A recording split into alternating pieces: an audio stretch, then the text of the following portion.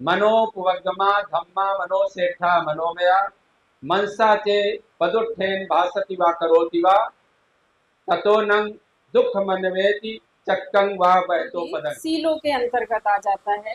जिन्होंने सीलों का पालन किया उन्होंने धम्म का पालन मांगूंगा वो घर किसका होगा ये मुझे नहीं पता, पर मेरा जो कर्तव्य है वो यही कहता है कि मैं 5 घर मांग कर खाऊंगा। ऐसा नहीं है तो कुछ लोग हैं, हमें अपने चक्षु नेत्र कहना चाहिए जिससे पहचानना है। मैं इतना ही कहकर अपने शब्दों को विराम देता हूँ और मैं तहे दिल से मैं इनका धन्यवाद अदा करता हूँ। शायद दिल्ली कभी मेरा जाना हुआ, मैं 1 या 2 बार ही जा पाया हूँ दिल्ली। जब उमेश सिंह गौतम साहब चीफ एंड कमांडर थे दिल्ली के समता सैनिक दल के, तब गया था।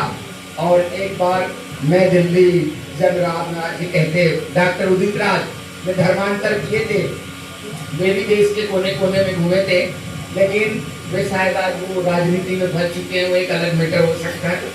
और मैं जब कभी दिल्ली आना हुआ तो सर से चाहूँगा कि मेरी मुलाकात हो। और आप सभी ने अपना अमूल्य समय निकाला। साथियों, इस भागम भाग की दुनिया में, इस धधकती जलती हुई जो अग्नि जैसी ज्वाला में जलने वाली इस दुनिया में किसी के पास इतना समय नहीं है कि 2 मिनट भी अपने आप को शांत कर सके, लेकिन वे आप महान लोग हैं जिन्होंने लगभग 2.5 से 3 घंटे निकाला। इसलिए मैं आप सबका भी तहे दिल से धन्यवाद करता हूं। और जैसे ही महिला मंडल का गठन हुआ, ये आज जो संगोष्ठी हुई, प्रथम संगोष्ठी धम्मक विषय पर, और धम्मपद संघ का आपको सदा आशीर्वाद रहेगा कि यहाँ का रमाबाई महिला मंडल और विकास करे और धम्म के पथ पर चले। मैं भी चाहूंगा, मेरी खुद की काफी दिनों से कल्पना रही मन में कि यहाँ पर भी ऐसे संगठन जागरूक हो जिसमें कभी हम यहाँ आजू बाजू में भी ऐसा लगे कि रमाबाई महिला मंडल है जो धम्म बता सकता है। अभी तो सीखना है, धम्म बता सकता है। इतनी मेरी आशाएं हैं और इन्हीं के साथ मैं अपने शब्दों को विराम देता हूँ। 14 अप्रैल बाबा साहब का जन्मदिन है। वो बाबा साहब जिनको हम लोग बाबा साहब कहते हैं पर लोग नहीं जानते हैं। हमारे लोग भी जानते हैं थोड़ा बहुत, पर मानते नहीं हैं।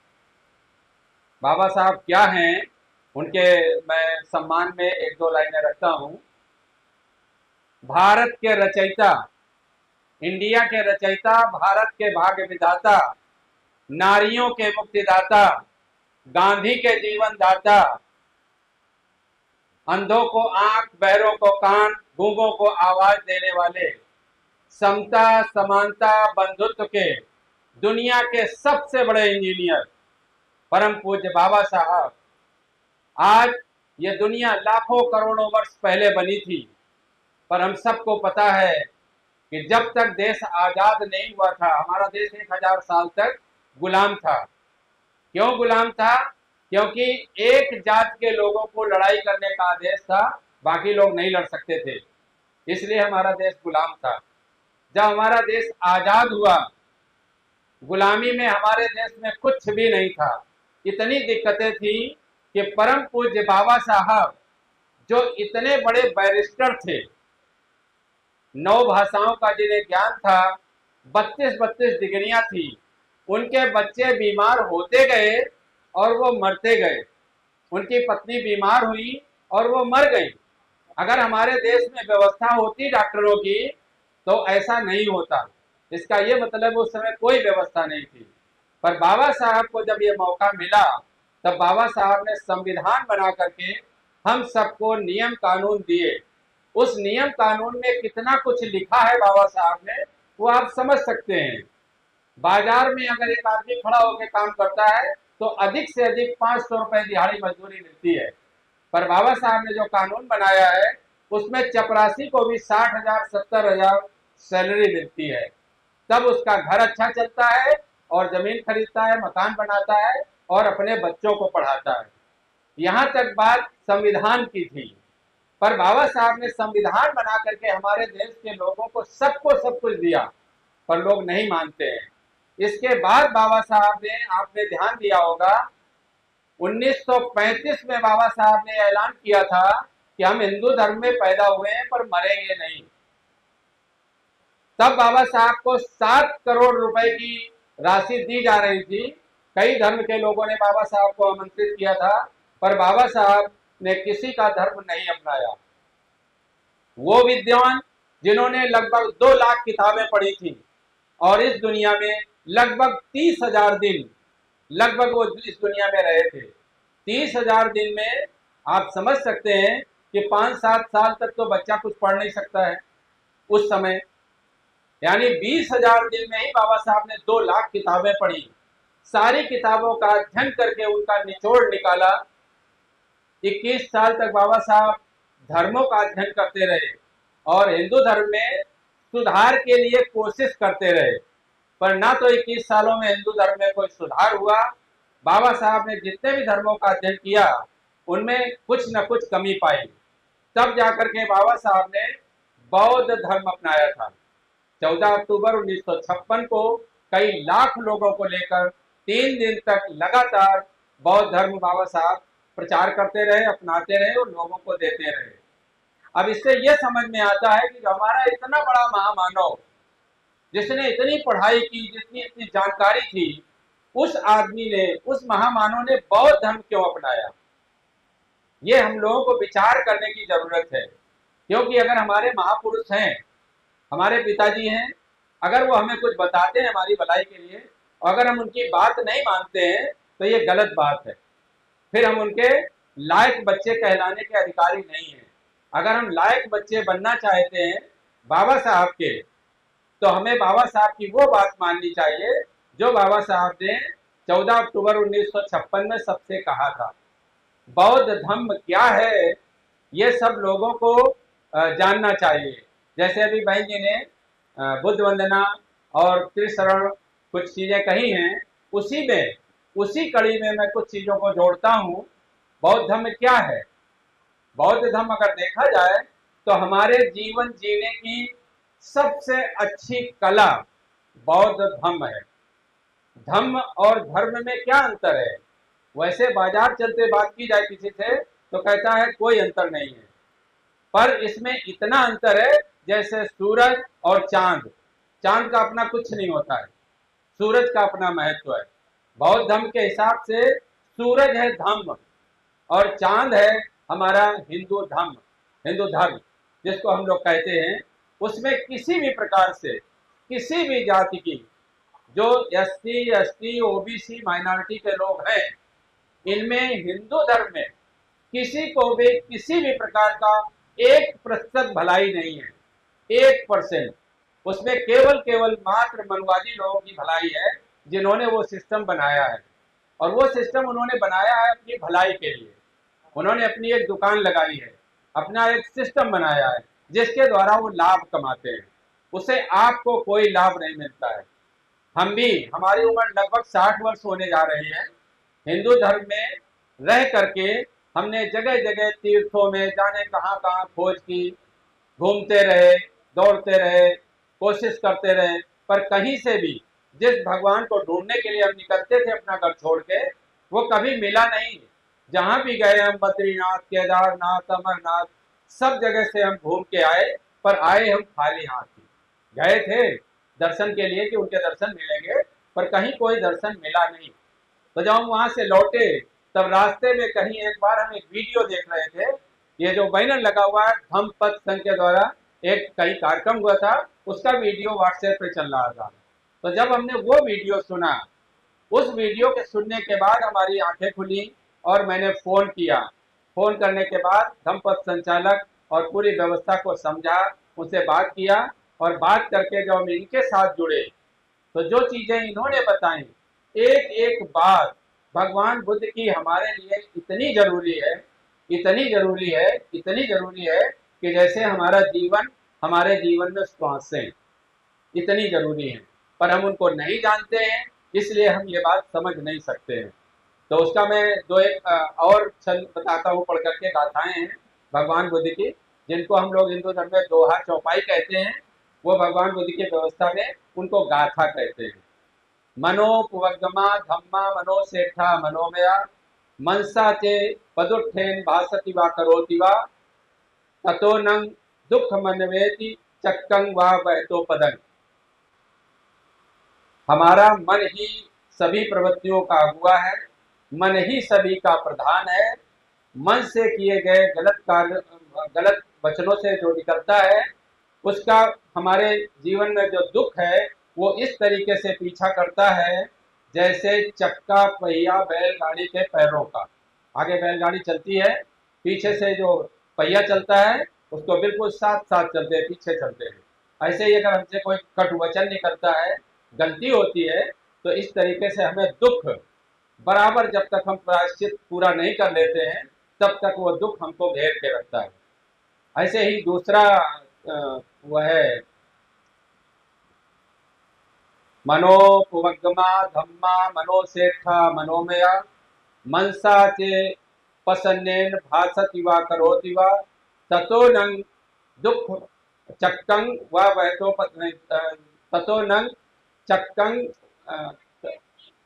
भासति वा छाया व करोति मनोपवगमा धम्मा मनोसेठा मनोमया मनसा चे पसन्नेन भासति वा करोति वा ततो नंग दुख मनवेति छाया व अनपायनी। तो इसका भी इसी प्रकार से अर्थ है कि जब हम कोई अच्छा कार्य करते हैं तो हमको सुख इस तरीके से मिलता है कि हमारे जीवन में दुख नहीं आता है। ऐसे ही है नहीं वेरेन वेरानी तत्संग। मैं अटक जाता हूँ क्योंकि पाली भाषा का मुझे बोलने का ज़्यादा अच्छा वो नहीं है, तो मैं पाली भाषा बोलने में अटक जाता हूँ। पहले मैं संस्कृत और हिंदी अच्छे से बोलता रहा हूँ, तो अटक जाते हैं हम। तो अब मैं अपनी वाणी को एक विराम देता हूँ। आगे अब हमारे दमपत संचालक महोदय हैं, वो अपनी बात रखेंगे, हम लोग उनको सब लोग सुनेंगे। जय भीम, नमो बुद्धाय। समस्त आदरणीय बुजुर्गों, माताओं, बहनों, भाइयों एवं प्यारे बच्चों तथा मंचासीन समस्त अतिथिगण, आप सभी को सप्रेम जय भीम, नमो बुद्धाय। आज हम सब लोग महामानव तथागत भगवान बुद्ध के चरणों में एवं परम पूज्य बाबा साहब के चरणों में, समस्त बहुजन महापुरुषों के चरणों में, नायक और नायिकाओं के चरणों में श्रद्धा सुमन समर्पित करता हूँ तथा आप सभी को सप्रेम जय भीम, नमो बुद्धाय स्वीकार करें। अभी माह 14 अप्रैल 4 दिन ही हुए हैं, लगभग 3 ही दिन हुए हैं। 14 अप्रैल बाबा साहब का जन्मदिन है। वो बाबा साहब जिनको हम लोग बाबा साहब कहते हैं पर लोग नहीं जानते हैं। हमारे लोग भी जानते हैं थोड़ा बहुत पर मानते नहीं हैं। बाबा साहब क्या हैं, उनके मैं सम्मान में 1-2 लाइनें रखता हूँ। भारत के रचयिता, इंडिया के रचयिता, भारत के भाग्य विधाता, नारियों के मुक्तिदाता, गांधी के जीवन दाता, अंधों को आंख, बहरों को कान, गूंगों को आवाज देने वाले, समता समानता बंधुत्व के दुनिया के सबसे बड़े इंजीनियर परम पूज्य बाबा साहब। आज ये दुनिया लाखों करोड़ों वर्ष पहले बनी थी, पर हम सबको पता है कि जब तक देश आजाद नहीं हुआ था, हमारा देश 1000 साल तक गुलाम था। क्यों गुलाम था? क्योंकि एक जात के लोगों को लड़ाई करने का आदेश था, बाकी लोग नहीं लड़ सकते थे, इसलिए हमारा देश गुलाम था। जब हमारा देश आजाद हुआ, गुलामी में हमारे देश में कुछ भी नहीं था। इतनी दिक्कतें थी कि परम पूज्य बाबा साहब जो इतने बड़े बैरिस्टर थे, 9 भाषाओं का जिन्हें ज्ञान था, 32 डिग्रियां थी, उनके बच्चे बीमार होते गए और वो मरते गए। उनकी पत्नी बीमार हुई और वो मर गई। अगर हमारे देश में व्यवस्था होती डॉक्टरों की तो ऐसा नहीं होता। इसका ये मतलब उस समय कोई व्यवस्था नहीं थी। पर बाबा साहब को जब ये मौका मिला तब बाबा साहब ने संविधान बना करके हम सबको नियम कानून दिए उस नियम कानून में कितना कुछ लिखा है बाबा साहब ने, वो आप समझ सकते हैं। बाजार में अगर एक आदमी खड़ा होकर काम करता है तो अधिक से अधिक 500 रुपए दिहाड़ी मजदूरी मिलती है, पर बाबा साहब ने जो कानून बनाया है उसमें चपरासी को भी 60,000 70,000 सैलरी मिलती है, तब उसका घर अच्छा चलता है और जमीन खरीदता है, मकान बनाता है और अपने बच्चों को पढ़ाता है। यहाँ तक बात संविधान की थी, पर बाबा साहब ने संविधान बना करके हमारे देश के लोगों को सबको सब कुछ दिया, पर लोग नहीं मानते हैं। इसके बाद बाबा साहब ने, आपने ध्यान दिया होगा, 1935 में बाबा साहब ने ऐलान किया था कि हम हिंदू धर्म में पैदा हुए हैं पर मरेंगे नहीं। तब बाबा साहब को 7 करोड़ रुपए की राशि दी जा रही थी। कई धर्म के लोगों ने बाबा साहब को आमंत्रित किया था, पर बाबा साहब ने किसी का धर्म नहीं अपनाया। वो विद्वान जिन्होंने लगभग 2 लाख किताबें पढ़ी थी और इस दुनिया में लगभग 30,000 दिन लगभग वो इस दुनिया में रहे थे। 30,000 दिन में आप समझ सकते हैं कि 5-7 साल तक तो बच्चा कुछ पढ़ नहीं सकता है उस समय, यानी 20,000 दिन में ही बाबा साहब ने 2 लाख किताबें पढ़ी। सारी किताबों का अध्ययन करके उनका निचोड़ निकाला। 21 साल तक बाबा साहब धर्मों का अध्ययन करते रहे और हिंदू धर्म में सुधार के लिए कोशिश करते रहे, पर ना तो 21 सालों में हिंदू धर्म में कोई सुधार हुआ। बाबा साहब ने जितने भी धर्मों का अध्ययन किया उनमें कुछ न कुछ कमी पाई। तब जाकर के बाबा साहब ने बौद्ध धर्म अपनाया था। 14 अक्टूबर 1956 को कई लाख लोगों को लेकर 3 दिन तक लगातार बौद्ध धर्म बाबा साहब प्रचार करते रहे, अपनाते रहे और लोगों को देते रहे। अब इससे यह समझ में आता है कि जो हमारा इतना बड़ा महामानव, जिसने इतनी पढ़ाई की, जिसकी इतनी जानकारी थी, उस आदमी ने, उस महामानव ने बौद्ध धर्म क्यों अपनाया? ये हम लोगों को विचार करने की जरूरत है, क्योंकि अगर हमारे महापुरुष हैं, हमारे पिताजी हैं, अगर वो हमें कुछ बताते हैं हमारी भलाई के लिए और अगर हम उनकी बात नहीं मानते हैं तो ये गलत बात है। फिर हम उनके लायक बच्चे कहलाने के अधिकारी नहीं हैं। अगर हम लायक बच्चे बनना चाहते हैं बाबा साहब के, तो हमें बाबा साहब की वो बात माननी चाहिए जो बाबा साहब ने 14 अक्टूबर 1956 में सबसे कहा था। बौद्ध धर्म क्या है ये सब लोगों को जानना चाहिए। जैसे अभी बहन जी ने बुद्ध वंदना और त्रिशरण कुछ चीजें कही हैं, उसी कड़ी में मैं कुछ चीजों को जोड़ता हूँ। बौद्ध धर्म क्या है? बौद्ध धर्म अगर देखा जाए तो हमारे जीवन जीने की सबसे अच्छी कला बौद्ध धर्म है। धर्म और धर्म में क्या अंतर है? वैसे बाजार चलते बात की जाए किसी से तो कहता है कोई अंतर नहीं है, पर इसमें इतना अंतर है जैसे सूरज और चांद। चांद का अपना कुछ नहीं होता है, सूरज का अपना महत्व है। बौद्ध धर्म के हिसाब से सूरज है धम्म और चांद है हमारा हिंदू धर्म जिसको हम लोग कहते हैं। उसमें किसी भी प्रकार से किसी भी जाति की जो एससी, एसटी, ओबीसी, माइनॉरिटी के लोग हैं, इनमें हिंदू धर्म में किसी को भी किसी भी प्रकार का 1% भलाई नहीं है, 1%। उसमें केवल मात्र मनवादी लोगों की भलाई है जिन्होंने वो सिस्टम बनाया है, और वो सिस्टम उन्होंने बनाया है अपनी भलाई के लिए।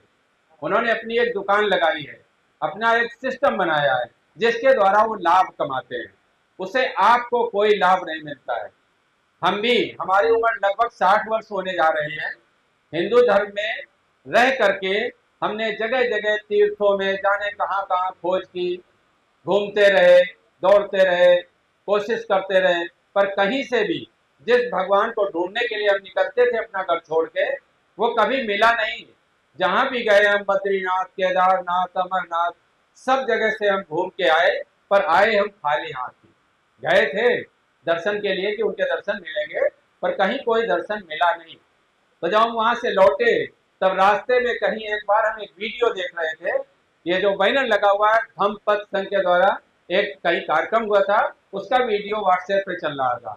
तो जब हमने वो वीडियो सुना, उस वीडियो के सुनने के बाद हमारी आंखें खुली और मैंने फ़ोन किया।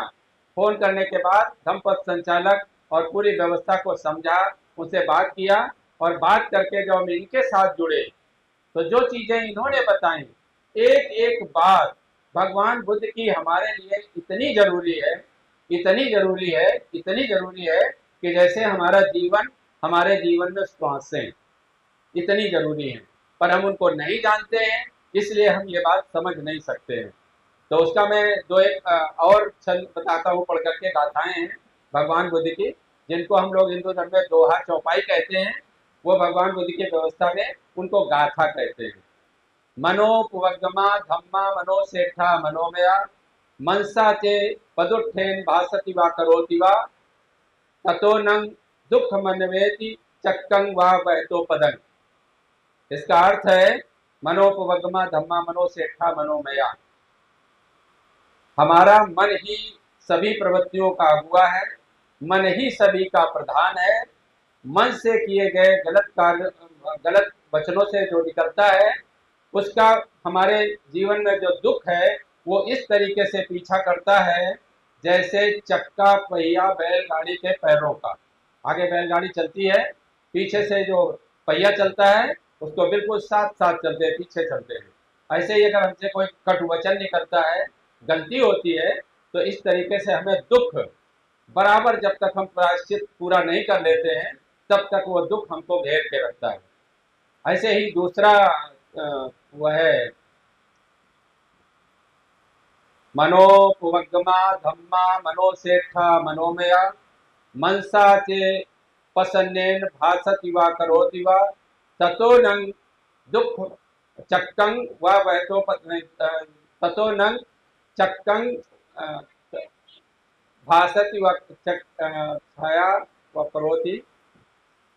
मनोपवगमा धम्मा मनोसेठा मनोमया मनसा चे पसन्नेन भासति वा करोति वा ततो नंग दुख मनवेति छाया व अनपायनी। तो इसका भी इसी प्रकार से अर्थ है कि जब हम कोई अच्छा कार्य करते हैं तो हमको सुख इस तरीके से मिलता है कि हमारे जीवन में दुख नहीं आता है। ऐसे ही है नहीं वेरेन वेरानी तत्संग। मैं अटक जाता हूँ क्योंकि पाली भाषा का मुझे बोलने का ज़्यादा अच्छा वो नहीं है, तो मैं पाली भाषा बोलने में अटक जाता हूँ। पहले मैं संस्कृत और हिंदी अच्छे से बोलता रहा हूँ, तो अटक जाते हैं हम। तो अब मैं अपनी वाणी को एक विराम देता हूँ। आगे अब हमारे धम्मपद संचालक महोदय हैं, वो अपनी बात रखेंगे, हम लोग उनको सब लोग सुनेंगे। जय भीम, नमो बुद्धाय। रोज के अनुशासन में जीते हैं, वो धम्म होता है। उसी को भगवान ने एक रूपरेखा के अंतर्गत कहा, जीने का तरीका जिसने सीखा सीलों के साथ में, उसने धम्म के अनुसार आचरण किया। और सीलों के बारे में सभी को पता है, प्राणी हत्या नहीं करना, प्राणी हत्या नहीं करना, साथ में क्या करना, प्राणी हत्या नहीं करना लेकिन प्राणियों पे दया करना, प्राणियों को जीवित छोड़ देना, हत्या नहीं करना। ये हो गया कि हम प्राणी हत्या नहीं करेंगे, साथ में जीवों के ऊपर दया करेंगे, उनकी रक्षा करेंगे। उसी प्रकार से हमारा दूसरा सील आता है अदिन्ना दाना बेरमणी, यानी हम चोरी नहीं करेंगे। हम चोरी नहीं करेंगे वो तो बहुत अच्छी बात है, लेकिन हम करेंगे क्या फिर? हम करेंगे दान। दान किसका?